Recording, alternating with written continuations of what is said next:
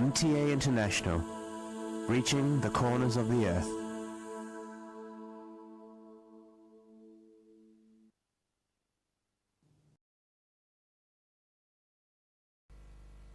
صلی علی رسولنا صلی علی محمد صلی علی نبینا صلی علی محمد صلی علی کریمنا صلی علی محمد صلی علی حبیبنا صلی علی محمد صلی علی امامنا صلی علی محمد صلی علی نبینا صلی علی محمد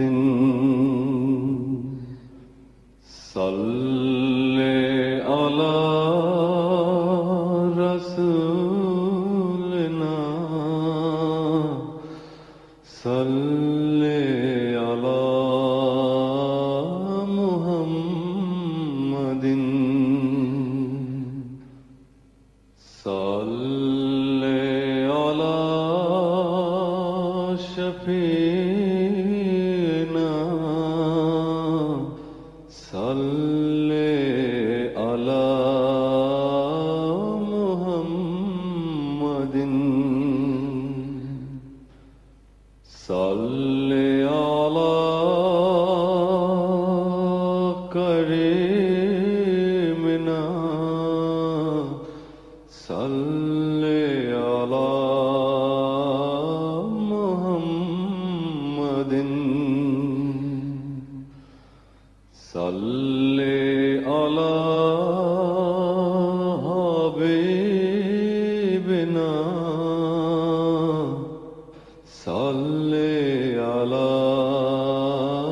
محمد صلی علی امامنا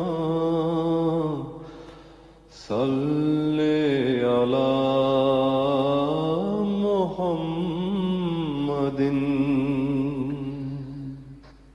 صلی علی رحیمنا صلی علی محمد صلی علی نبینا صلی علی محمد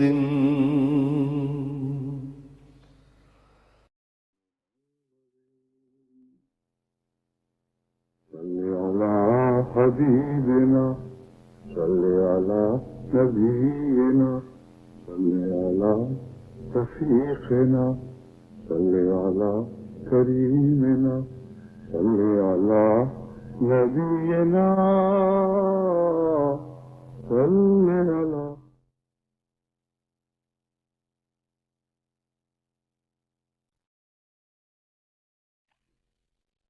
السلام علیکم ورحمۃ اللہ. اذان دے دیں.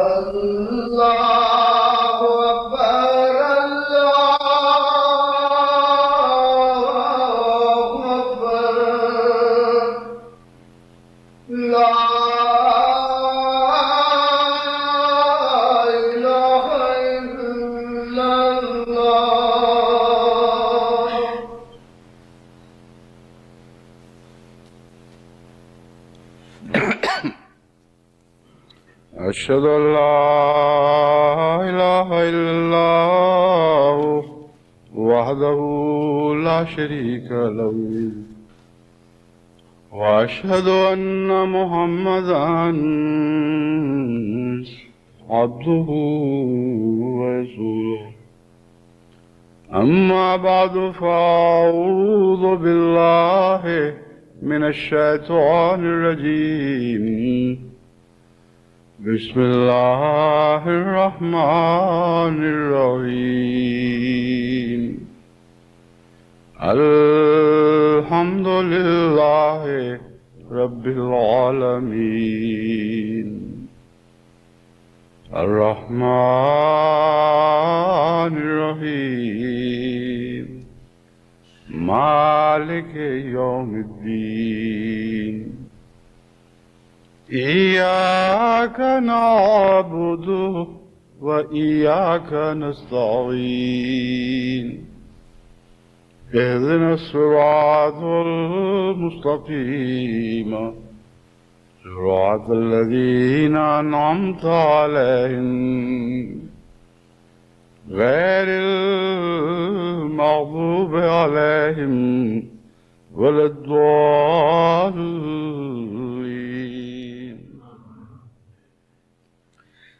آج کے خطبے سے پہلے جن اجتماعات یا جلسوں کے اعلانات کی خواہش کا اظہار کیا گیا ہے وہ سب ذیل ہیں. مجلس خدام الاحمدیہ ضلع بہاول نگر کا سالانہ اجتماع کل 8 ستمبر بروز جمعرات سے جاری ہے اور آج خطبے کے ساتھ ختم ہوگا. مجلس انصار اللہ ضلع ٹوبہ ٹیک سنگھ کا ایک روزہ سالانہ اجتماع آج ہی شروع ہو کر آج ہی ختم ہوگا. لجنہ اماء اللہ اور ناصرات الاحمدیہ دبئی کے زیر اہتمام 9 ستمبر کو سیرت النبی کا جلسہ منایا جا رہا ہے. मजलिस अंसारुल्लाह ज़िला उमरकोट का सालाना इज्तिमा आज से शुरू हो रहा है, कल इख्तिताम पजीर होगा। मजलिस अंसारुल्लाह मॉन्ट्रियल का इज्तिमा 11 सितंबर बरोज़ इतवार मुनक़िद हो रहा है। नासिरातुल अहमदिया कोयटा का सालाना इज्तिमा 11 सितंबर बरोज़ इतवार मुनक़िद हो रहा है। मजलिस अंसारुल्लाह ज़िला हैदराबाद का सालाना इज्तिमा 11 सितंबर बरोज़ इतवार मुनक़िद हो रहा है। मजलिस अंसारुल्लाह ज़िला बदीन का इज्तिमा 12 सितंबर को और ज़िला मीरपुर का 13 और 14 सितंबर बरोज़ मंगल और बुध को मुनक़िद होगा। इसके अलावा ज़्यूरिख से इत्तला मिली है कि जमात अहमदिया स्विट्ज़रलैंड का 12वां सालाना जलसा आज बरोज़ जुमा 9 सितंबर से शुरू होकर 11 सितंबर बरोज़ इतवार तक जारी रहेगा। इलाहाबादी सदर साहब जमात अहमदिया दिल्ली इत्तला कर देते हैं कि इस साल पहली मरतबा दिल्ली में 11 दिसंबर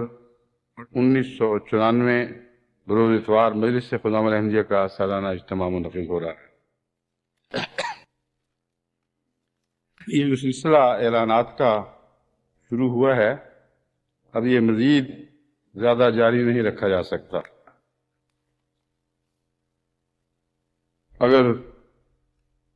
आइंदा ऐलानात करने हुए तो वो सिर्फ मुल्की अहम इज्तिमात के ऐलान हुआ करेंगे या बाद ऐसे ऐलानात जिनके मुतल्लिक मैं समझता हूँ कि वो जमातें दिलदारी की मोहताज हैं या किसी वजह से उनकी हौसला अफजाई ज़रूरी है। दरअसल ये सिलसिला जो शुरू हुआ है, अब इसने एक नया रंग इख्तियार कर लिया है। कई दफ़ा चिट्ठियाँ मिलती हैं, फैक्सेस मिलते हैं और बाकायदा शिकवे और शिकायतें शुरू हो जाते हैं कि आपको फ़लाँ वक्त फैक्स दी गई थी, आपने हमारा ऐलान क्यों न किया, फ़लाँ वक्त उसकी तकरार की गई थी, फिर भी आपने ऐलान नहीं किया। फिर उसके बाद बात ख़त्म होने के बाद फिर इतला दी गई और सब हमारे कारकुन या कारकुनात हमसे पूछते हैं कि क्या हुआ, हमारे ख़िलाफ़ क्या बात है जो हमारे ऐलान नहीं हो रहा है। तो ये दुआ की दरख्वास्तें नहीं, नामो-नमूद का सिलसिला बन चुका है, जो बहुत ही मुज़िर बात है और हमारे ईमान के लिए नुकसानदेह साबित होगा। इसलिए आइंदा से ये सिलसिला बंद है, सिवाय इसके कि मुल्की सतह पर अहम इज्तिमात या जलसे हों या जैसा कि मैंने बयान किया है, बाज़ इस्तिस्ना में तालीफ़ क़ल्ब की खातिर या तालीफ़ क़ुलूब की खातिर खुद करूं और इसमें किसी दरख्वास्त का ताल्लुक़ नहीं होगा, बल्कि अल्लाह ताला ने अगर खुद मेरे दिल में किसी जमात की दिलदारी का ख्याल डाला और जमाती हिकमत के पेश नज़र मैंने ज़रूरी समझा तो मैं खुद ही ऐसा करूँगा। जो गुज़श्ता इज्तिमात जिनका ऐलान रह गया था, अब उनका ऐलान भी एक दफ़ा कर देता हूँ, क्योंकि इसके बाद फिर ये शिकवों के सिलसिले बंद हो जाने वाले हैं। एक गाना के अमीर हमारे पास बैठे हुए हैं। मजलिस खुदाम अहमदिया गाना का नश्र इज्तिमा 1 सितंबर था, 3 सितंबर मुनक़िद हुआ लेकिन ऐलान नहीं हो सका। लजना इमाइल्ला का सालाना ज़िली इज्तिमा, कौन सी लजना इमाइल्ला नहीं लिखा हुआ, ये 6 सितंबर को मुनक़िद हुआ। किसी लजना इमाइल्ला का जिसका भी हुआ था, अल्लाह उनके इज्तिमा को बबरकत फरमाए। बाकी सब के लिए भी, सिर्फ उस एक के लिए आमीन नहीं है। मजालिस अंसारुल्लाह ज़िला कराची और हाफसाबाद के सालाना इज्तिमात 6 सितंबर को हुए और मजलिस अंसारुल्लाह ज़िला नवाबशाह का इज्तिमा 7 सितंबर बरोज़ बुध मुनक़िद हुआ। इसी तरह मजलिस अंसारुल्लाह सांगड़ का इज्तिमा 8 सितंबर यानी कल मुनक़िद हुआ।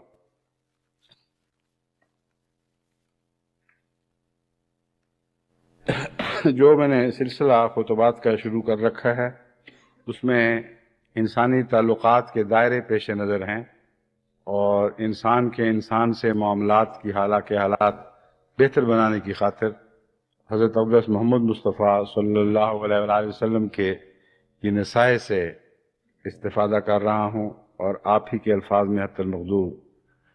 उस पाक चलन और पाक नमूने की जमात से तवक्को रखता हूँ जो हज़रत अक़दस मोहम्मद मुस्तफ़ा सल्लल्लाहु अलैहि वसल्लम के कदमों से मंसूब होने का एक तभी तकाज़ा है। बस अहादीस آپ ہی کے الفاظ میں پیش ہو رہی ہیں، کہیں ضروری سمجھتا ہوں تو بعض حصوں کی تشریحات یا ان سے جو مضمون نکلتے ہیں ان پر پھر گفتگو شروع ہو جاتی ہے۔ حضرت معاذ بن جبل بیان کرتے ہیں کہ آن حضرت صلی اللہ علیہ وسلم نے فرمایا، جہاں بھی تم ہو اللہ کا تقوی اختیار کرو، جہاں بھی تم ہو اللہ کا تقوی اختیار کرو۔ یہ بہت ہی گہرا فقرہ ہے، یعنی اس کا خیال کیوں آیا ہے کسی کو کہ جہاں بھی تم ہو؟ اس لیے کہ اللہ ہر جگہ موجود ہے، اور یہ ایک ایسے شخص کا کلام ہے جس کو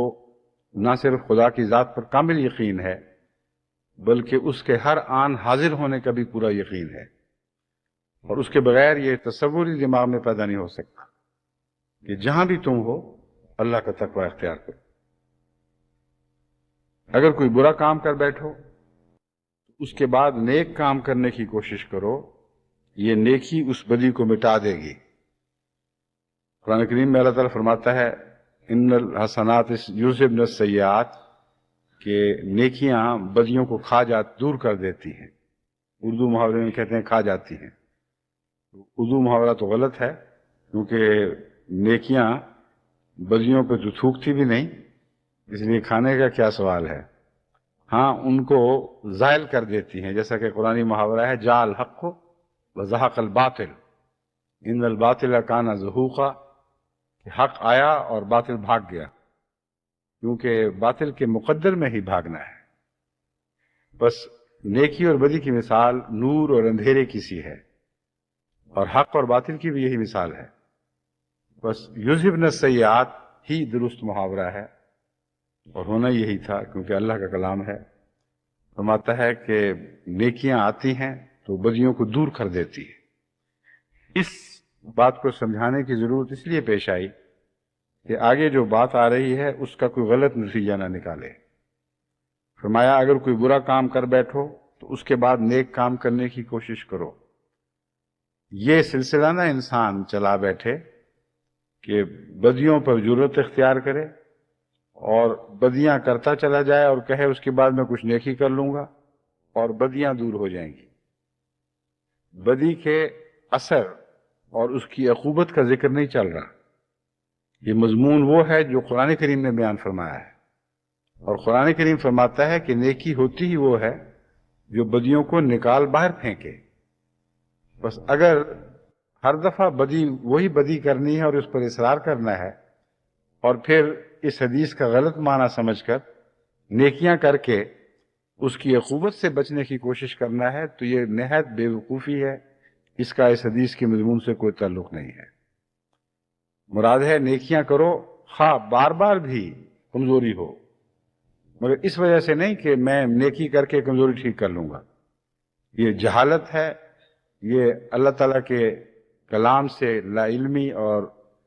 بلکہ اس کی گستاخی کے مترادف ہے۔ اس لیے بات کو سمجھ لیجئے، مراد یہ ہے کہ اگر بدی ہوتی ہے تو اس بدی کو دور کرنے کی آپ میں طاقت نہیں ہے تو اس کا علاج یہ ہے کہ نیکیاں کریں، اور جب آپ نیکیاں کرتے ہیں تو نیکی کی لذت آپ پہ قبضہ کر لیتی ہے، اور ایک ذاتی تعلق نیکی سے ایسا پیدا ہو جاتا ہے کہ اس کے مقابل پر بدی کا مزہ کم ہونے لگتا ہے،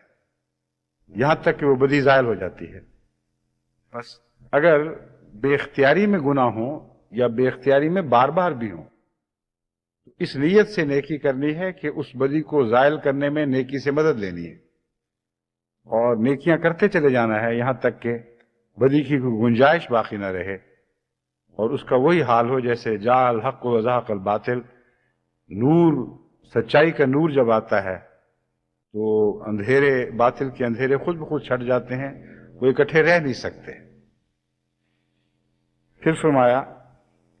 اور لوگوں سے خوش اخلاقی اور حسن سلوک سے پیش آؤ۔ لوگوں سے خوش اخلاقی اور حسن سلوک بھی نیکی کی مثال کے طور پر بیان ہوا ہے۔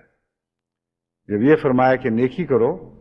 تو اس نیکی میں ایک خوش اخلاقی اور حسن سلوک کو بھی داخل کر لیا، اور یہ ایک عام نیکی ہے جس سے معاشرہ سدھرتا ہے، اور معاشرے میں آپس میں تعلقات میں ملائمت، نرمی اور شائستگی پیدا ہو جاتی ہے۔ اس لیے اس کو عام دستور بنانا ضروری ہے کہ ہر ایک سے حسن سلوک کریں، حسن معاملت کریں، اور مسکرا کر محبت اور پیار سے بات کریں، دلداریاں کریں۔ یہ جو روزمرہ کے اخلاق کے تقاضے ہیں، انہیں پورا کرنا وہ ان نیکیوں میں داخل فرما دیا گیا ہے جن کے ذریعے بدیاں مٹتی ہیں۔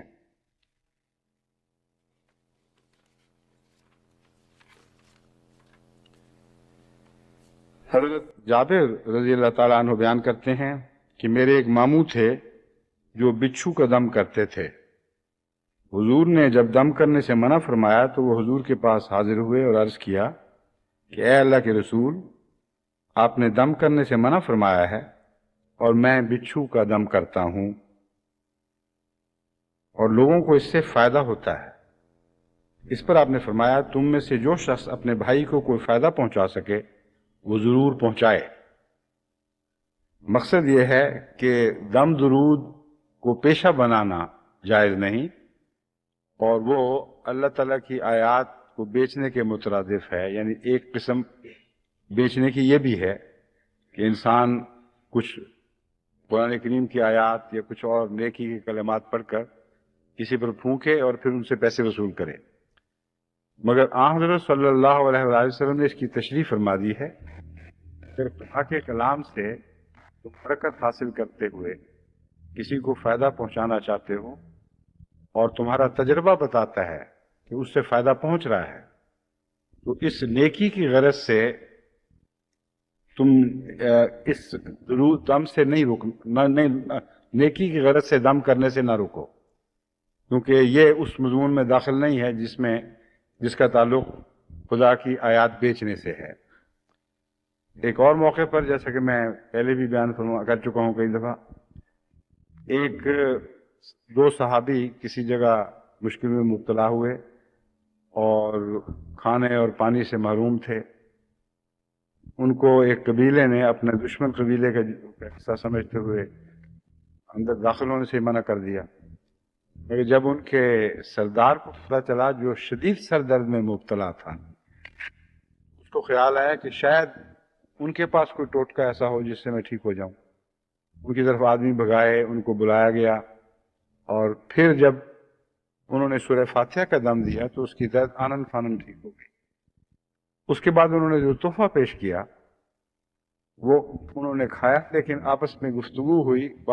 ایک نے کہا کہ یہ حرام تو نہیں ہو گیا کہیں، مجھے شک ہے، اور دوسرے نے کہا کہ نہیں، جائز ہے۔ حضرت صلی اللہ علیہ وآلہ وسلم نے اس کے جائز ہونے کا فتویٰ اس طرح دیا کہ خود ان سے کوئی ٹکڑا گوشت کا مانگ کر وہ بھی کھایا، اور بتایا کہ ہاں ایسا جائز ہے کہ محمد رسول اللہ کے لیے بھی جائز ہے۔ تو جو تقویٰ میں سب سے بڑا ہوا ہے، اگر اس کے لیے جائز ہے تو ادنا آدمیوں کے لیے کسی تردد کی ضرورت نہیں۔ اس حدیث سے تصادم نہیں ہے، یہ میں اس وجہ سے دوبارہ آپ کے سامنے رکھ رہا ہوں۔ ایک انسان کسی سے نیکی کرتا ہے اور وہ بطور نیکی یا نیکی کے جواب کے طور پر کچھ تحفہ پیش کرتا ہے، تو یہ آیات بیچنے کے دائرے میں داخل نہیں ہے۔ اگر ایسا ہوتا تو نعوذ باللہ من ذالک رسول اکرم صلی اللہ علیہ وآلہ وسلم نہ اجازت دیتے، نہ اس میں سے خود کچھ کھاتے۔ تو اس لیے یہ نہ سمجھیں کہ ان دو باتوں میں تضاد ہے۔ مضمون یہی ہے کہ اس نیت سے خدا تعالیٰ کے کلام سے لوگوں کو فائدہ نہیں پہنچانا کہ وہ اس کے بدلے میں کچھ رقم دیں، اور نہ یہ مطالبہ جائز ہو، نہ یہ نیت ہو۔ ہاں، فائدے کی خاطر بنی نوع انسان سے ہمدردی کے لیے جو دم آپ پڑھتے ہیں وہ سراسر جائز ہے، اور پھر اگر کوئی تحفہ پیش کرتا ہے تو وہ آپ کے لیے تحفہ ہے، نہ کہ اس دم کی قیمت۔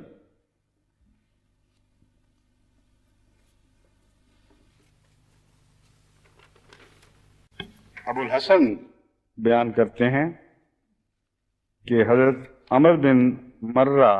نے حضرت معاویہ رضی اللہ عنہما سے روایت کی ہے کہ میں نے حضرت صلی اللہ علیہ وسلم کو یہ فرماتے ہوئے سنا کہ جو امام حاجت مندوں، ناداروں اور غریبوں کے لیے اپنا دروازہ بند رکھتا ہے، اللہ تعالیٰ بھی اس کی ضروریات وغیرہ کے لیے آسمان کا دروازہ بند کر دیتا ہے۔ حضور علیہ السلام کے اس ارشاد کو سننے کے بعد حضرت معاویہ نے ایک شخص کو مقرر کر دیا کہ وہ لوگوں کی ضروریات اور مشکلات کا مداوع کیا کرے اور ان کی ضرورتیں پوری کرے۔ یہ جو حدیث ہے یہ قابل توجہ ہے اور کچھ تشریح کی محتاج ہے۔ احادیث سبھی قابل توجہ ہیں مگر مضمون کو سمجھنے کے لحاظ سے قابل توجہ ہے اور تشریح کی محتاج ہے۔ پہلی بات تو یہ ہے کہ جو لوگوں کی ضرورتیں پوری کرے اس کی ضرورتیں خدا پوری کرتا ہے، یہ تو ایک مثبت مضمون ہے جو دوسری احادیث میں بھی ملتا ہے اور اس میں کوئی اشتباہ نہیں، کسی قسم کی کوئی گنجلک نہیں ہے جسے دور کیا جائے۔ لیکن یہ جو فرمایا کہ اللہ اس کی ضرورتوں اور حاجتوں کے لیے آسمان پر دروازے بند کر دیتا ہے، جو ایسا نہیں کرتا، جو غریبوں پر اپنے دروازے بند کرے اس کی ضرورتوں کے لیے آسمان کے دروازے بند کر دیے جاتے ہیں، یہ مضمون عام نہیں ہے۔ کیونکہ اگر یہ مضمون عام ہو تو جتنے ایسے بد نصیب لوگ ہیں جو مال دولت والے ہیں اور اپنے دروازے غریبوں پر بند رکھتے ہیں، یہ امیر قومیں جو اپنے اموال اور دولتوں کو غریب قوموں پر خرچ نہیں کرتی بلکہ محض تجارتی یا سیاسی فوائد کی خاطر ان کو استعمال کرتی ہیں، ان کی ضرورتیں سب بند ہو جانی چاہیے اور ایسے سب لوگ دیکھتے دیکھتے محتاج ہو جانے چاہیے۔ بس اس حدیث کے مضمون کو عام نہ سمجھا جائے۔ میرا تجربہ بتاتا ہے کہ جن خدا کے بندوں میں کچھ ایمان ہو، جن کو اللہ بچانا چاہے، ایسی سزائیں صرف ان کو دیتا ہے، اور جو خدا سے دور ہیں، جن سے اللہ بے نیاز ہو چکا ہے، ان کو یہ سزا نہیں دی جاتی۔ تو بعض دفعہ سزا کا دیا جانا پیار کا اظہار ہوتا ہے اور سزا کا نہ دینا غضب کا اظہار ہوتا ہے۔ اس حدیث کا بھی اسی مضمون سے تعلق ہے۔ بعض لوگ جو خدا کا ذکر بھی کرتے ہیں، اس سے پیار بھی رکھتے ہیں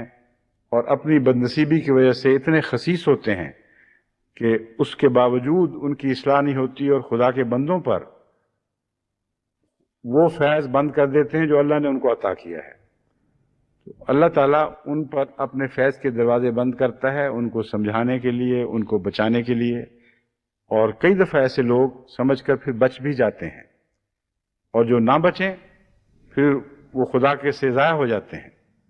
بس یہ وہ مضمون ہے جس کو خوب اچھی طرح سمجھ لینا چاہیے، اور یہ صرف اسی دائرے سے تعلق نہیں رکھتا کہ ضرورتیں پوری کی جائیں، بلکہ اور بھی بہت سے ایسے روزمرہ کے تجربات ہیں جن سے پتہ چلتا ہے کہ اللہ تعالیٰ اپنے بندوں سے جن سے نیک توقعات رکھتا ہے ان کی ادنی لفظشوں کو بھی بعض دفعہ پکڑتا ہے، یہ بتانے کے لیے کہ مجھے تمہاری یہ بات پسند نہیں آئی، اور ان کو ایک معمولی سے سزا دے کر سمجھا دیتا ہے، اور اس کے بعد پھر ان سے غیر معمولی حسن سلوک فرماتا ہے، غیر معمولی پیار سے ان کی دلداریاں کرتا ہے۔ یہ جو خدا کا بندوں سے تعلق ہے، یہ انسانی تعلقات کے دائروں پر غور کرنے سے بھی سمجھ میں آ جاتا ہے۔ بعض لوگ کسی انسان کے ساتھ بدسلوکیاں کرتے چلے جاتے ہیں لیکن اس کو کوڑی کی بھی پرواہ نہیں، کوئی جواب نہیں دیتا، لیکن اپنا کوئی پیارا جس پر اعتماد ہو، اس کی ادنی سی لغزش سے بھی دل پارا پارا ہو جاتا ہے، اور پھر انسان اس سے نظر پھیرتا ہے یا اس کو وقتی طور پر سمجھانے کی خاطر کوئی اس کو نمونہ اپنی ناراضی کا عطا کرتا ہے۔ یہ اس لیے کہ تاکہ وہ سمجھ جائے اور اس کے بہترین اور پاکیزہ تعلقات دوبارہ اس سے بحال ہو جائیں۔ کیونکہ اللہ تعالیٰ نے انسان کو اپنی فطرت پر پیدا فرمایا ہے، جیسا کہ قرآن کریم میں ہے، تو اس سے یہ مراد ہے کہ جتنی فطرت بھی انسان کو عطا ہوئی ہے وہ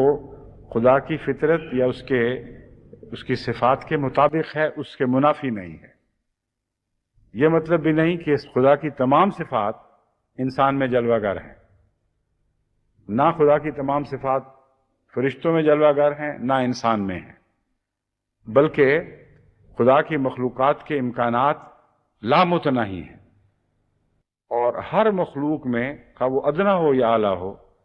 خدا کی صفات ضرور جلوہ گر ہوتی ہیں، کہیں کم کہیں زیادہ۔ تو مراد یہ ہے کہ انسان کو اس کی حد استطاعت تک اللہ تعالیٰ نے اپنی صفات کے نمونے پر بنایا ہے، اور اسی نمونے کو قائم رکھنا ہی حقیقی نیکی ہے، اور اس سے باخدا انسان بنتے ہیں۔ بس جو اپنی فطرت کے خواص کو چمکاتا ہے، جو الہی صفات ہیں، وہ باخدا بنتا چلا جاتا ہے۔ جو ان صفات کو نظر انداز کر کے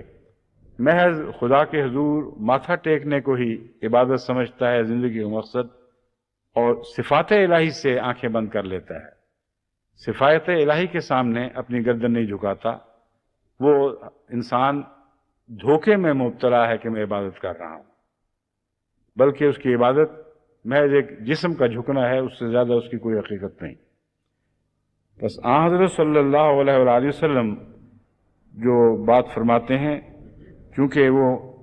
صفات الہی کا مظہر ہیں، کامل مظہر ہیں، اس لیے صفات الہی کے دائرے میں ہی ان باتوں پر غور ہونا چاہیے، اور صفات الہی اگر براہ راست سمجھنا آئیں تو ان انسانوں کی پاک فطرت کے حوالے سے وہ سمجھ آ سکتی ہیں جنہوں نے کسی دائرے میں اپنی فطرت کی حفاظت کی ہوئی ہے۔ وہ جو اپنے نفس میں ڈوب کر دیکھتے ہیں، اپنے تعلقات کا جائزہ لیتے ہیں، تو ان کو حضرت اقدس محمد مصطفیٰ صلی اللہ علیہ وآلہ وسلم کا وہ کلام جو خدا کے بارے میں ہے سمجھ آنے لگتا ہے۔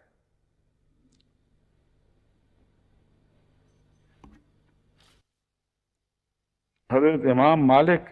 ہاں ایک اور بات اس میں جو دوسری پیش کرنے والی تھی، اس سے پہلے جو بات ہو چکی ہے،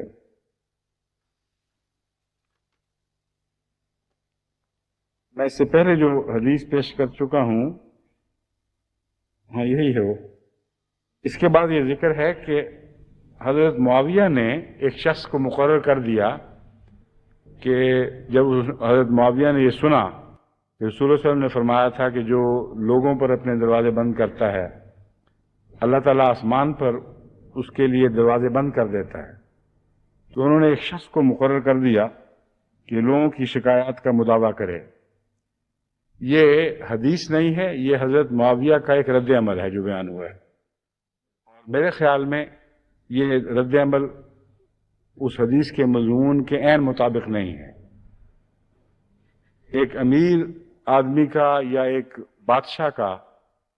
کسی دربان کو مقرر کر دینا، کسی ایک شخص کو مقرر کر دینا کہ وہ لوگوں کی حاجتیں پوری کرتا پھرے، یہ ہرگز اس حدیث کے منشا کے مطابق بات نہیں ہے۔ یہ ایک الگ مضمون ہے جو بادشاہوں کی ذمہ داریوں سے تعلق رکھتا ہے، ان کو ادا کرنی چاہیے۔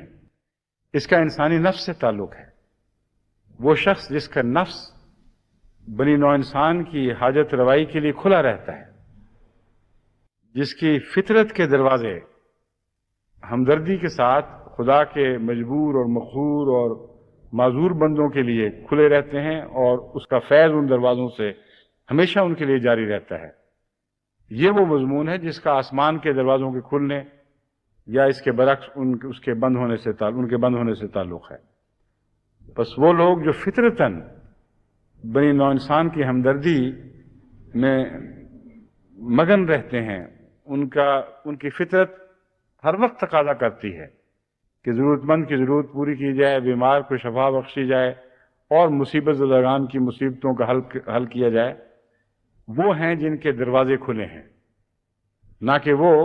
جو دربانوں کو ہدایت کر دیں کہ کسی کا خیال رکھو، یا ملازموں کو ہدایت کر دیں۔ بس یہ پاک تبدیلی اگر فطرت کے اندر پیدا ہو جائے اور انسانی فطرت کے دروازے خدا کے محتاج بندوں کے لیے کھل جائیں، تو اس حدیث کا جو برعکس مضمون ہے وہ بھی لازماً صادق آتا ہے کہ آسمان کے دروازے ان پر کھولے جاتے ہیں اور اللہ تعالیٰ ان کی ضروریات کا خود خیال فرماتا ہے۔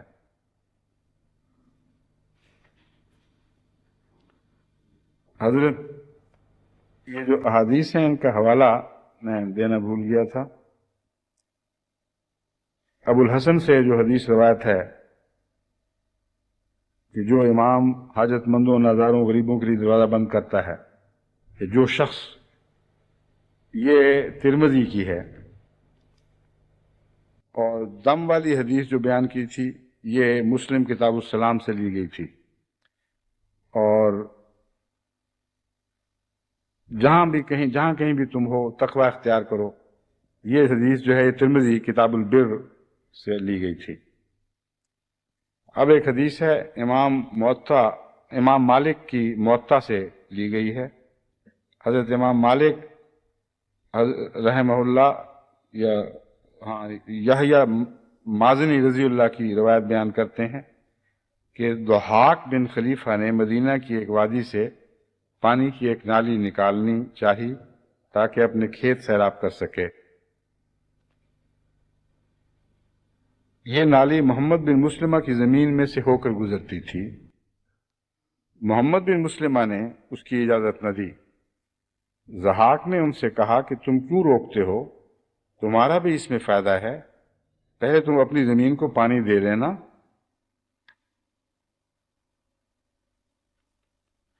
اور بعد میں وہ بھی فائدہ حاصل کر سکتا ہے،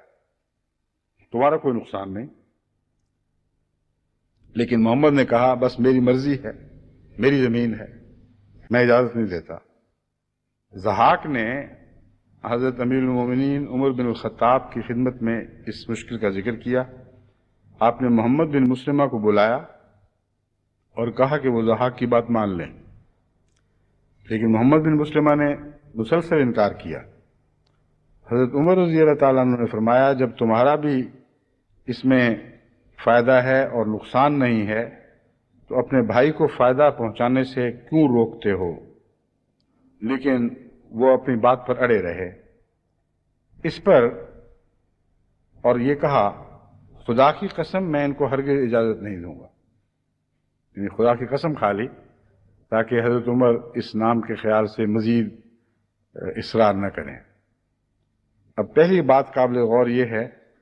کہ خدا کی اگر قسم کھائی جائے تو اس پر وہ جو خدا کا سے محبت رکھتا ہے یا خدا کا غیر معمولی احترام دل میں رکھتا ہے وہ اس پر رک جایا کرتا ہے۔ کیا حضرت عمر اس قسم کی وجہ سے رک گئے؟ ہرگز نہیں۔ حضرت عمر نے فرمایا یہ نالی اگر تمہارے پیٹ پر سے بھی گزارنی پڑے تو میں اسے ضرور جاری کرواؤں، اور جاری کروائی۔ تم ہوتے کون ہو بنی نوع انسان کے فوائد کی راہ میں حائل ہونے والے؟ اب اس مضمون میں دو باتیں ہیں جو قابل توجہ ہیں۔ ایک موقع پر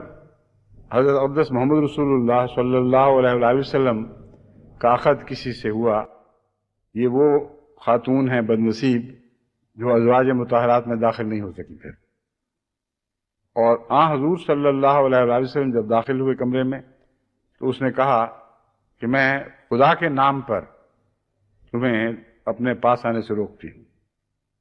حضور صلی اللہ علیہ وسلم نے اسی وقت قدم روک لیا، اسی وقت دروازے سے باہر چلے گئے، اور وہ معاملہ ایسے ہو گیا جیسے کالعدم تھا، اس کا کوئی وجود نہیں تھا۔ تو جہاں کسی کا خدا کے نام کی عزت کا جہاں تک تعلق ہے، جہاں تک کسی شخص کے اپنے ذاتی حقوق کا تعلق ہے، جن کو اللہ کے نام کی غیرت ہے، اس سے محبت ہے، وہ ایک ذرہ بھی اس کے بعد اس بات میں اصرار نہیں کرتے جس پر ان کو خدا کے نام سے روکا جا رہا۔ لیکن جہاں خدا کی مرضی کے خلاف اللہ تعالیٰ کا نام استعمال ہو رہا ہو، جہاں ان باتوں میں اللہ کا نام استعمال کیا جائے جہاں خدا نے حق نہیں دیا، وہاں محض خدا کے نام کی خاطر رکنا اللہ تعالیٰ کے نام کی عزت افزائی نہیں بلکہ اللہ تعالیٰ کے احکام کے مخالف حرکت کرنا ہے۔ بس یہ جو دو حدیثیں ہیں ان سے کوئی شخص تصادم سمجھتے ہوئے یہ نہ سمجھے کہ رسول اکرم صلی اللہ علیہ وسلم نے تو ایسا نمونہ دکھایا تھا، اور حضرت عمر خلیفہ ہونے کے باوجود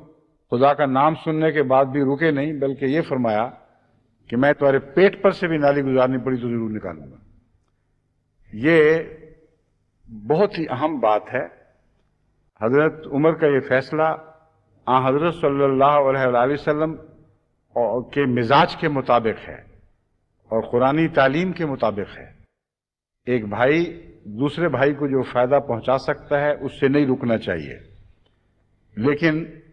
اگر وہ اپنے عام معاملات میں رکتا ہے تو یہ الگ مسئلہ ہے۔ لیکن جہاں انسان پر حقوق ریاست سے تعلق رکھتے ہیں، جہاں ان حقوق میں ریاستی دستور کا مضمون داخل ہو جائے اور ایک سول رائٹ کا مضمون ہو، وہاں ریاست کے مالک کا یا حکمران کا فرض ہے کہ سول رائٹس کو خدا کی تعلیم کے مطابق جاری کرے۔ بس آج کل ہمارے ملکوں میں یہ ہوتا ہے، بعض دفعہ ایک امیر آدمی کے کھیت سے کسی غریب آدمی کی نالی نکلنی ہوتی ہے، گورنمنٹ منظور بھی کر لیتی ہے، وہ انکار کر دے تو کچھ نہیں پیش جاتی۔ حالانکہ اگر حقیقی اسلامی روح ہو تو حکومت کا فرض ہے کہ یہ جائزہ لے کہ اگر کسی بھائی کا فائدہ پہنچ رہا ہے اور کسی کا معمولی نقصان ہے جو ایک نالی نکالنے کے نتیجے میں تباہ ہونا ہے، تو اس کو اس کی اجازت نہیں ہونی چاہیے کہ وہ روک دے۔ میرے پاس ایک دفعہ ایک شکایت ملی چند احمدی گھرانوں کی طرف سے کہ فلاں احمدی دوست ہیں، اچھے بھلے کھاتے پیتے اور صاحب حیثیت، ہم نے حکومت سے نالی منظور کروائی، وہ اجازت نہیں دیتے۔ تو میں نے ان سے پتہ کروایا، بات وہی تھی کہ معمولی نقصان اس کی خاطر ایک بڑے بھائی کے بڑے فائدے سے ان کو روکا جا رہا تھا۔ تو میرے پاس تو ریاستی اختیارات نہیں ہیں، مگر میں نے ان کو پیغام بھجوا دیا کہ اگر آپ نے ایسا کیا تو میرے آپ سے ذاتی تعلقات ٹوٹ جائیں گے، اور اس کے علاوہ میں جماعت کو کہوں گا کہ ہر ممکن اس شخص کی مدد کرے، اور جہاں تک جماعت کا زور چلا ہم ضرور کروا کے چھوڑیں گے۔ اب اللہ بہتر جانتا ہے کہ وہ کام ہوا یا نہیں، مگر اس کے بعد دونوں کی طرف سے مجھے کوئی اطلاع نہیں ملی۔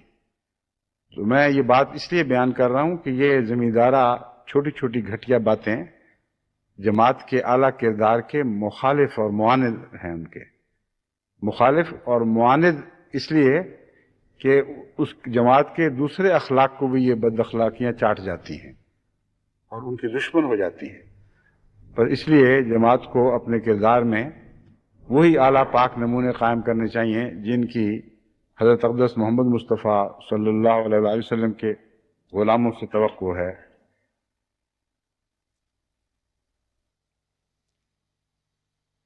اور یہ جو قرآن کریم میں آتا ہے یمنعون الماعون، اس کا اسی مضمون سے تعلق ہے۔ خدا تعالیٰ نے بڑی سخت ناراضگی کا اظہار فرمایا ہے ان لوگوں سے جو نمازیں پڑھنے کے باوجود بنی نوع انسان کو فائدہ پہنچانے کے معاملے میں اپنی مٹھیاں بند کیے رہتے ہیں۔ اور معاون سے مراد ماں پانی والا ماں نہیں ہے بلکہ عین سے ہے، معاون۔ یمنعون الماعون کا مطلب ہے روزمرہ کی ہمسایوں کی ضرورتیں، چھوٹی موٹی باتوں میں جہاں تکلیف ہوتی ہے ہمسائے کو حاجت روائی کے لیے آ جاتا ہے، یا کوئی آٹا مانگ لیا، کسی وقت کوئی آگ طلب کر لی، یہ وہ چیزیں ہیں جو معاون سے تعلق رکھتی ہیں۔ اللہ تعالیٰ فرماتا ہے وہ مصلی، وہ نماز پڑھنے والے جن کے کردار کا یہ عالم ہو کہ اپنے بھائیوں کے چھوٹے چھوٹے فائدے بھی روک دیں، یہاں ان کے حقوق کا سوال نہیں ہے، اپنی ملکیت سے معمولی فائدہ بھی لوگوں کو نہ پہنچائیں، فرمایا ان پر ہلاکت ہے۔ ویل للمصلین، ایک ہی جگہ ہے جہاں نماز پڑھنے والوں کو پر ہلاکت ڈالی گئی، اور وہ یہ جگہ ہے الذین هم عن صلاتهم ساہون۔ فرمایا اس لیے کہ وہ نماز تو پڑھتے ہیں لیکن نماز کے مضمون سے غافل ہیں،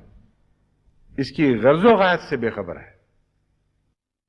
الذین هم عن صلاتهم ساہون الذین هم یراؤون ویمنعون الماعون،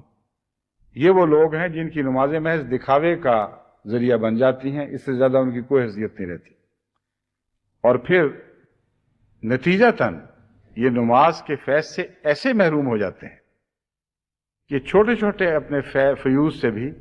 اپنے بھائیوں اور اپنے ہمسایوں کو محروم رکھتے ہیں۔ یہ وہ لوگ ہیں جن پر آسمان کے دروازے بند کیے جاتے ہیں۔ اور یہاں جیسا کہ میں نے بیان کیا تھا، وہ لوگ مراد ہیں جو نمازیں پڑھ کر بظاہر خدا کے حکم کی اطاعت بھی ضروری سمجھ رہے ہیں اور دین سے بے تعلق نہیں ہوئے، کچھ نہ کچھ تعلق اللہ سے موجود ہے، ان کو سزا پھر ملتی ہے، اور بعض دفعہ تو ہلاکت کی سزا ملتی ہے، جیسا کہ اس آیت میں ہے، یعنی وہ بالکل کاٹے جاتے ہیں، ان پر دروازے آسمان کے روزمرہ کے بند نہیں کیے جاتے۔ جہاں ویل کا لفظ آ گیا وہاں یہ مضمون ختم ہو جاتا ہے۔ لیکن ایسے لوگ ذرا ادنا بیماری میں مبتلا ہوں، عبادتیں بھی کر رہے ہوں اور ان کمزوریوں میں بھی مبتلا ہو جائیں، اگر اللہ ان کو بچانا چاہے تو ان سے اپنے ہاتھ روک لیتا ہے، اور پھر اس طرح ان کو سبق ملتا ہے، اور جو خوش نصیب ہیں وہ بچ بھی جاتے ہیں۔ خادموں اور مزدوروں سے حسن سلوک کا معاملہ بھی توجہ طلب ہے۔ ہمارے معاشرے میں یہاں ذاتی نوکروں کا رواج تو کم ہے، یعنی یورپ میں، لیکن انگلش ہمارے تیسری دنیا کے ممالک میں یہ عام رواج ہے، اور ان سے جو سلوک ہوتا ہے وہ بہت ہی ناقابل برداشت ہے، اور ہرگز اسلامی سلوک سے اس کا کوئی تعلق نہیں ہے، وہ غیر اسلامی سلوک ہے جو ہمارے معاشرے میں اکثر کیا جاتا ہے۔ نوکروں کے لیے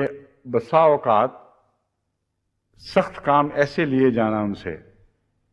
کہ جو عام روزمرہ کی طاقت سے بڑھ کر ہو، یہ ظلم ہے۔ یہ اگر جانوروں سے بھی کیا جائے تو تب بھی اس کی اجازت نہیں ہے، اور آن حضرت صلی اللہ علیہ وآلہ وسلم نے سختی سے منع فرمایا ہے۔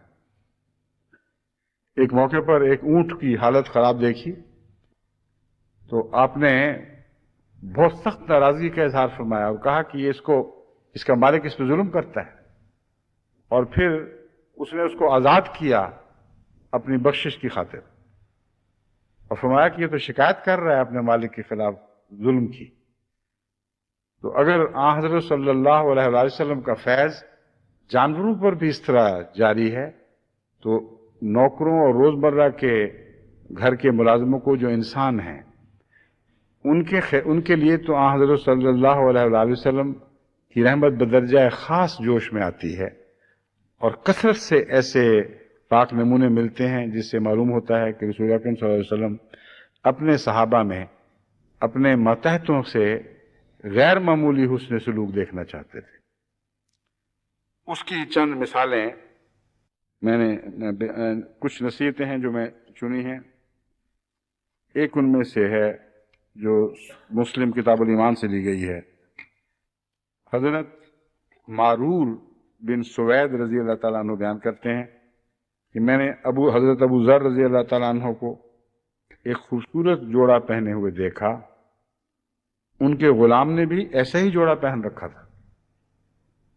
میں نے تعجب سے اس کے متعلق پوچھا تو انہوں نے فرمایا کہ آن حضرت صلی اللہ علیہ وآلہ وسلم کے زمانے میں انہوں نے اپنے غلام کو برا بھلا کہا اور اس کی ماں کے عیب بیان کر کے اسے شرم دلائی۔ حضور صلی اللہ علیہ وسلم کو جب اس کا علم ہوا تو آپ نے فرمایا تم میں جہالت کی رگ باقی ہے، یعنی یہ جہالت کی حرکت ہے، یہ غلام تمہارے بھائی ہیں، وہ تمہارے خادم ہیں، اللہ تعالیٰ نے انہیں تمہاری نگرانی میں دیا، جس شخص کے ماتحت اس کا بھائی ہو وہ اسے وہی کھلائے جو خود کھاتا ہے، وہی پہنائے جو خود پہنتا ہے، اپنے غلاموں سے ان کی طاقت سے زیادہ کام نہ لیں، اگر تم کوئی مشکل کام ان کے سپرد کرو تو اس کام میں خود بھی ان کا ہاتھ بٹاؤ اور ان کی مدد کرو۔ یہ جو مضمون یہ ترجمہ ہوا ہے میرے نزدیک اس میں کچھ کمزوری ہے۔ قرآن کریم کی آیت مما رزقناہم ینفقون کا مضمون ہے دراصل، جو آن حضرت صلی اللہ علیہ وآلہ وسلم نے بیان فرمایا، اور دوسری حدیثیں اس بات پر گواہ ہیں کہ یہ مراد نہیں ہے کہ بین ہی وہی کھانا کھلایا جائے، بین ہی وہی کپڑے پہنائے جائیں، بلکہ مراد یہ ہے جیسا کہ دوسری احادیث میں بات مزید کھولی جا چکی ہے کہ ان کو وہ کھانا بھی کھلایا کرو جو تم کھاتے ہو، یعنی ضروری نہیں کہ 100% وہی کھانا کھلایا جائے، مگر اس کھانے سے محروم نہیں رکھنا۔ اور اگر زیادہ نہیں تو کچھ تو ضرور ان کو دو اس میں سے، تاکہ وہ یہ نہ سمجھیں کہ ان کی ہانڈی الگ پک رہی ہے اور ان کو پتہ ہی نہیں کہ ہمارے مالک کیا مزے اڑا رہے ہیں۔ بس جو کھانا اچھا پکتا ہے اس میں سے کچھ ان کو بھی ضرور دو، اور جو کپڑے تم اچھے پہنتے ہو کچھ ان کو بھی ایسے پہنا دیا کرو تاکہ وہ ان نعمتوں میں تمہارے کچھ شریک ہو جائیں۔ یہ وہ مضمون ہے جو مما رزقناہم ينفقون کے تابع ہے، اور حضرت صلی اللہ علیہ وآلہ وسلم کی تمام نصیحتیں کیونکہ قرآن پر مبنی ہیں، اس لیے بعض احادیث کی تشریح ان قرآن کی آیات میں مل جاتی ہے جہاں سے وہ مضمون اخذ فرمایا گیا ہے۔ بس کوئی یہ نہ سمجھے کہ اگر بالکل 100% برابر بہنے ہی وہی کھانا اور وہی کپڑے نہ پہنائے گئے تو نعوذ باللہ حضرت اقدس محمد رسول اللہ کی نافرمانی ہو جائے گی، بلکہ جیسا کہ میں نے بیان کیا ہے دوسری احادیث میں یہ مضمون خوب کھولا جا چکا ہے۔ عام طور پر حسن سلوک کرنا اور حتی المقدور اپنی نعمتوں میں اپنے غریب بھائیوں کو شریک کرنا، خصوصیت سے ان ملازموں کو جو گھر میں رہتے ہیں۔ موسم کے پھل آتے ہیں تو ان کو بھی کھلائے جائیں، اچھے کھانے پکتے ہیں تو ان کو بھی وہ کھلائے جائیں، تاکہ وہ اپنے آپ کو ادنا مخلوق نہ سمجھیں اور آپ کو خدا تعالیٰ ایک متکبر کے طور پر رد نہ کر دے اور اپنی نظر سے گرا نہ دے۔ جو اپنے خادموں اپنے نوکروں کی عزت افزائی خدا کی خاطر کرتا ہے اس کی عزت افزائی اللہ تعالیٰ فرماتا ہے۔ یہ وہ مضمون ہے جس کی نصیحت فرمائی گئی ہے، اور حضرت ابو ذر چونکہ اس مضمون میں غیر معمولی شدت اختیار کر گئے تھے، اس لیے آپ کی احادیث میں کچھ ایک طرف جھکا ہوا مضمون نظر آتا ہے، اور حضرت ابو ذر کی حدیث میں نے اسی لیے آپ کے سامنے رکھی ہے تاکہ آپ کو معلوم ہو جائے کہ مختلف صحابہ حضرت صلی اللہ علیہ وآلہ وسلم کی نصائح سے مختلف اثر قبول کیا کرتے تھے۔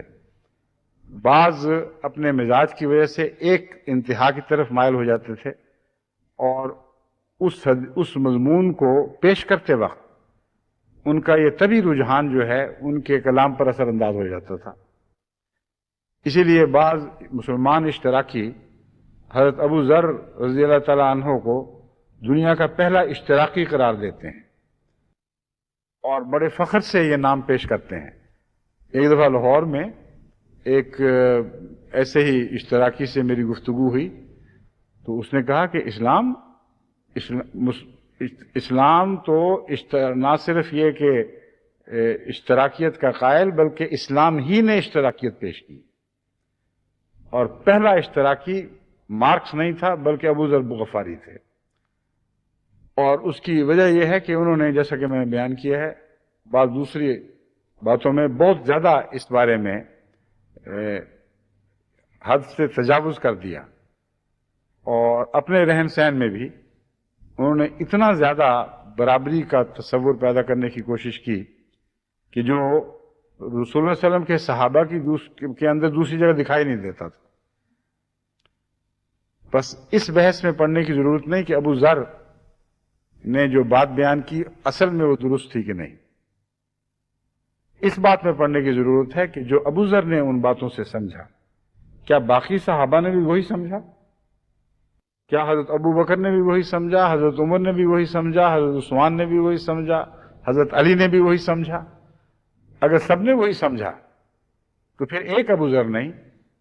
مدینے کی ساری سوسائٹی ابو ذروں میں تبدیل ہو جانی چاہیے۔ مگر یہ کیسے ممکن ہے کہ ایک کے سوا کسی صحابی کو رسول اللہ صلی اللہ علیہ وسلم کے ان مطالب کی سمجھ نہ آئی ہو اور حضور صرف ایک ابو ذر پیدا کر کے دنیا سے رخصت ہو گئے؟ بس صحابہ کو آپس میں ٹکرانے کی بھی ضرورت نہیں ہے۔ حدیثوں پر جہاں صحابہ کے عمل میں تضاد دکھائی دے وہاں گنجائش موجود ہے یہ بات سوچنے کی کہ ہم اپنی اپنی سوچوں کے مطابق نیکی کے ساتھ اگر ایک رد عمل دکھاتے ہیں تو اگر وہ دوسروں سے مختلف بھی ہو اور بظاہر غلط بھی دکھائی دے، اگر نیک نیتی اس کا موجب بنی ہوئی ہے تو ہم دوسروں کے لیے تقلید کا نمونہ تو نہیں بنتے، مگر گناہ گار بھی نہیں بنتے. بس ابو ذر غفاری نے جو غلطیاں کی وہ اس کے گناہ گار نہیں ہیں. ان کا ایک مزاج تھا جس نے ایک بات کو جیسے سمجھا ویسے اس پر عمل کر کے دکھا دیا، لیکن وہ تقلید کے لائق نہیں ہے، کیونکہ تقلید کے لائق محمد رسول اللہ کا وہ نمونہ ہے جو صحابہ میں ایک عمومیت اختیار کر گیا ہے. اور صحابہ کی سوسائٹی میں وہ نمونہ سرایت کر گیا تھا. والذین معہ جس کے متعلق فرمایا ہے، یہ نہیں فرمایا والذی معہ کہ محمد رسول اللہ اور وہ ایک ابو ذر جو رسول اللہ صلی اللہ علیہ وسلم کے ساتھ تھا، بلکہ فرمایا والذین معہ، وہ تمام صحابہ رضوان اللہ علیہم جو محمد رسول اللہ کے ساتھ تھے ان کا نمونہ پکڑو. بس اس وضاحت کی خاطر میں نے خصوصیت سے یہ حدیث آپ کے سامنے رکھی اور اسے کھول دیا. مگر آن حضرت صلی اللہ علیہ وآلہ وسلم کا اپنا اسوہ حسنہ صرف گھر میں نوکروں سے نہیں بلکہ بیویوں سے بھی، دوسرے عزیزوں سے بھی یہی تھا کہ ہر مشکل کام میں ان کے ہاتھ بٹایا کرتے تھے، اور جو خود کھاتے تھے اس سے اپنے غلاموں کو بھی کھلایا کرتے تھے. اور حسن سلوک ایسا تھا کہ غلام بھی اپنے بیٹوں کی طرح گھر میں زندگی بسر کرتے تھے. مگر یہ اخلاق کے وہ اعلیٰ پاک نمونے ہیں جن کو عامت الناس کے لیے لازم اور فرض قرار نہیں دیا جا سکتا، بلکہ مختلف طبقات سے تعلق رکھنے والے انسان ہیں، مختلف درجات سے تعلق رکھنے والے انسان ہیں. اگر آپ نے بہت اعلیٰ درجے کی نیکی کرنی ہو تو پھر وہی نمونہ ہے جو آن حضرت صلی اللہ علیہ وآلہ وسلم نے اپنے غلاموں اور اپنے ماتحتوں سے اختیار فرمایا. حضرت ابو ہریرہ رضی اللہ تعالیٰ عنہ کی روایت ہے، آن حضرت یہ بخاری کتاب العتق سے لی گئی ہے. حضرت ابو ہریرہ رضی اللہ تعالیٰ عنہ بیان کرتے ہیں کہ آن حضرت صلی اللہ علیہ وآلہ وسلم نے فرمایا کہ جب تم میں سے کسی کا نوکر کھانا تیار کر کے لائے تو تم اسے اپنے پاس بٹھا کر نہ کھلا سکو تو کم از کم 2 لقمے تو اسے کھانے کو دے دو. اور حضرت ابو ہریرہ نے بھی یہ باتیں سنی تھی اور ان کا ایک متوسط مزاج تھا. اس مزاج نے جو بات سمجھی وہ ابو ذر غفاری والی نہیں بلکہ ایک اور بات ہے، اور یہی نمونہ صحابہ کی زندگی میں ہمیں دکھائی دیتا ہے، اور یہی مضمون ہے جو مما رزقناہم ينفقون کے عین مطابق ہے. فرمایا کہ تم روزمرہ اگر اس کو ساتھ نہیں بٹھا سکتے تو کوئی گناہ نہیں ہے، بینے ہی وہی کھانا نہیں کھلا سکتے تو گناہ نہیں، مگر کچھ تو کھلاؤ تاکہ خدا نے جو کچھ تمہیں نعمتیں عطا کی ہیں اس خدا کی ہدایت کے مطابق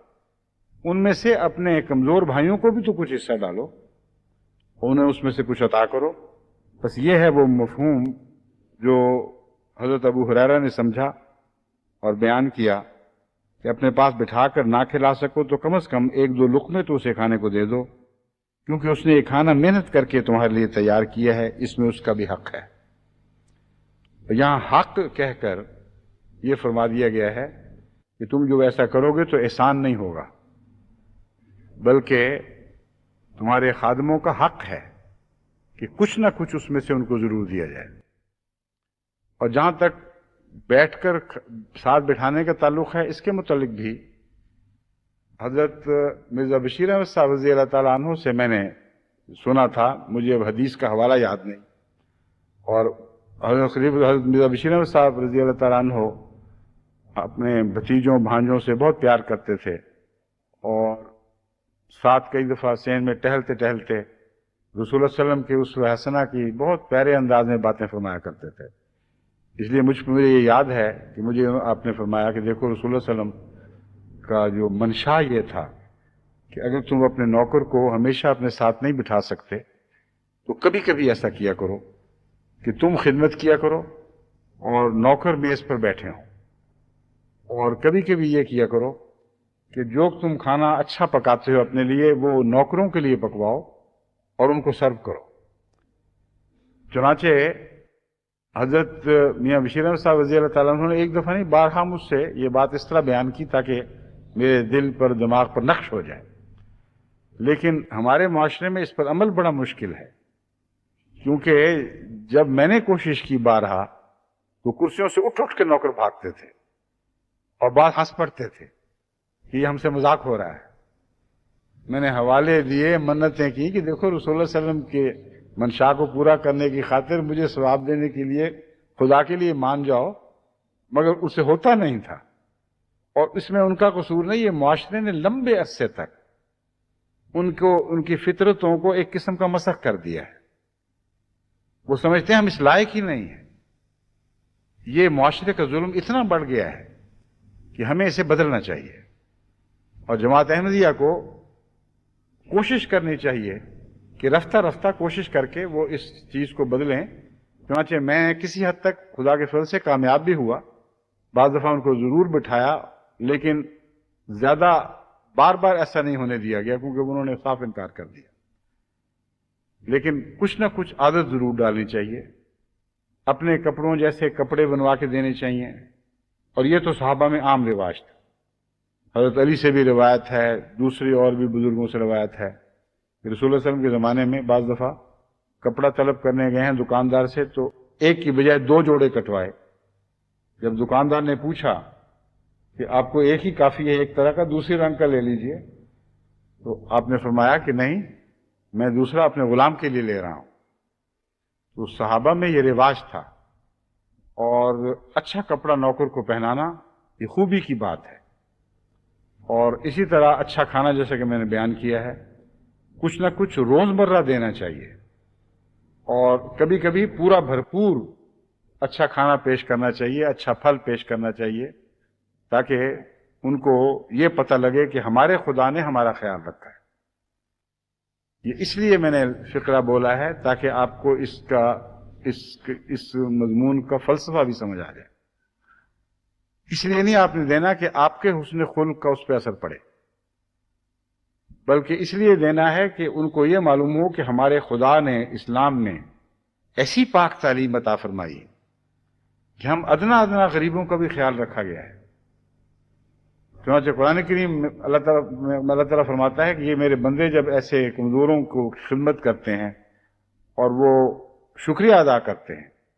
تو کہتے ہیں لا نرید منکم جزاء ولا شکر، ہم نے تو اللہ کی خاطر کیا ہے، اللہ کا شکریہ ادا کرو.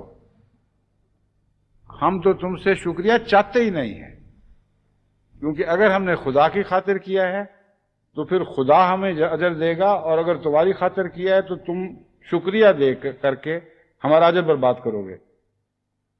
اس لیے تم بھی خدا کا شکریہ ادا کرو، ہم بھی خدا کے شکر گزار ہوتے ہیں. یہ وہ معاشرہ ہے جو اسلام قائم کرنا چاہتا ہے، ساری دنیا میں اسے قائم ہونا ہے، اور لِیُظْہِرَهُ عَلَى الدِّینِ کُلِّهِ میں یہ مضمون داخل ہیں. محض اسلام کی تعلیم کا فتح مند ہو جانا اور لوگوں کا اسلام قبول کر لینا محض اپنی ذات میں کافی نہیں ہے. یہ باتیں ہیں اسلام کی، یہ حسن ہے. جب یہ آپ کے ذریعے پھیلے گا اور دنیا کے قلوب پر فتح حاصل کر لے گا اور دنیا میں یہ اسلامی معاشرہ پھیلے گا، تب ہم سمجھیں گے کہ خدا تعالیٰ نے ہم عاجز بندوں سے وہ کام لیا جس کی 1400 سال پہلے خوشخبری دی گئی تھی کہ وَآخَرِينَ مِنْهُمْ لَمَّا يَلْحَقُوا بِهِمْ. ایسے بھی ہیں بعد میں آنے والے جو محمد مصطفیٰ کی کردار کی غلامی سے اولین سے جا ملیں گے، اور اللہ تعالیٰ کی ان پر بے شمار رحمتیں نازل ہوں گی. خدا کرے کہ ایسا ہی ہو.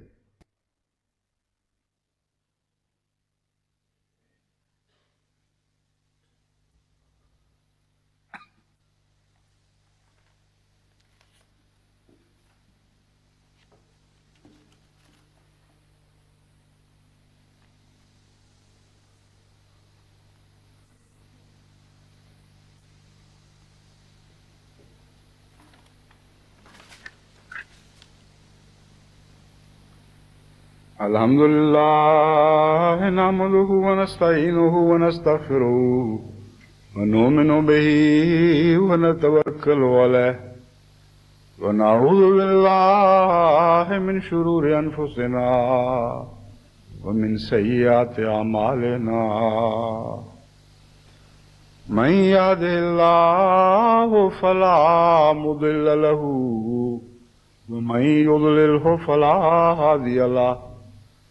ونشهد أن لا إله إلا الله وحده لا شريك له ونشهد أن محمدا عبده ورسوله عباد الله رحمكم الله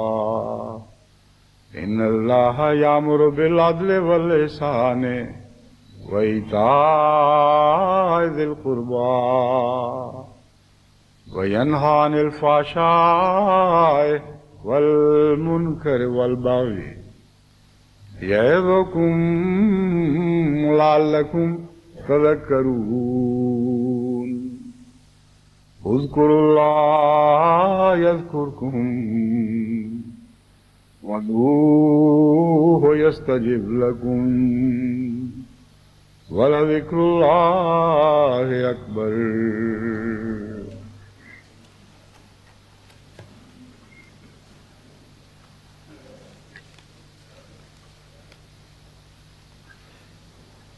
ما